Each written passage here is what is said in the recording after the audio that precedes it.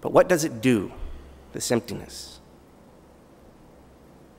Let's look to Luke's Peter. When Peter peered into the tomb, he was struck with wonder and amazement and wandered away alone.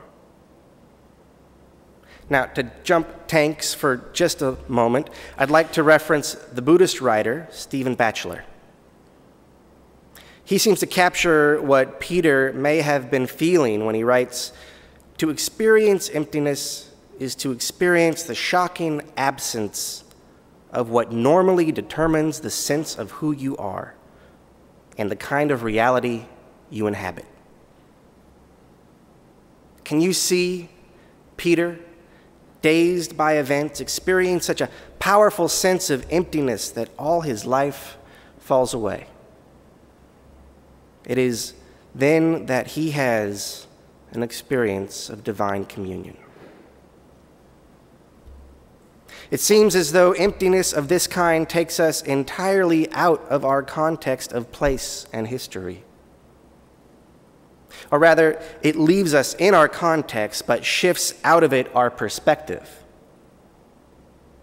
Under the influence of this truth, our perspective is no longer that of the systems in which we are bound. Our crude sociabilities and desperate graspings at identity by vocation and proclamation, it takes us out of all the fantasies of mammon by which we limit the love we can give. It liberates us to that love. That is what I hear it can do. The psychologist M. Scott Peck brings it down to earth, writing, "We cannot let another person into our hearts or minds unless we empty ourselves. We can truly listen to him or truly hear her only out of emptiness." So how do we do this? I'm full of only hunches. There are professional-grade meditators out there who could help, I suppose. There are practices we could pursue, experiences we can invite, and probably drugs we can take. There are ontological logic trains we could follow while embracing the science that backs them up all the way to oblivion. And I'm here to tell you that done well, I believe those are all worthwhile avenues. But then I tend to like the scenic route. There may be another route much closer to hand and really no less scenic. There may be some hints in Luke. Look at the woman in the tomb. They either forgot what Jesus said or doubted it. Meanwhile, Peter doubts the women's witness, and it leads me to think that perhaps doubt has a role to play. For it is in the midst of that consciousness that the divine emerges. Could it be that even faith must be emptied to experience the subject of that faith? Is our very faith the barrier between us and God?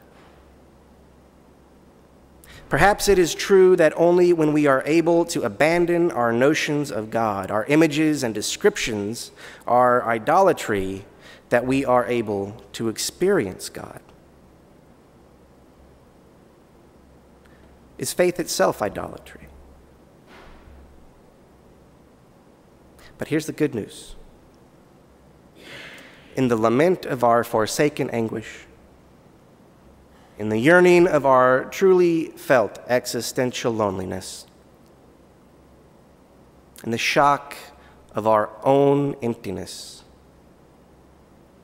is the engine of a compassion and joy that defies description. Resurrection. In this way, perhaps Christ is experienced as risen only in emptiness, such that our identity falls away and we are welcomed into a state of true communion. But then I'm only working with hunches, speculation, intuition, and spirit, and Luke.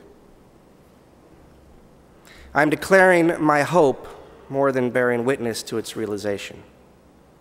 I am still all too full of faith. But I am also like Peter, peering into the empty tomb, walking away, wondering at all that had happened. I invite you to follow the sound of a chime into the depth of time and an inkling of its emptiness and silence.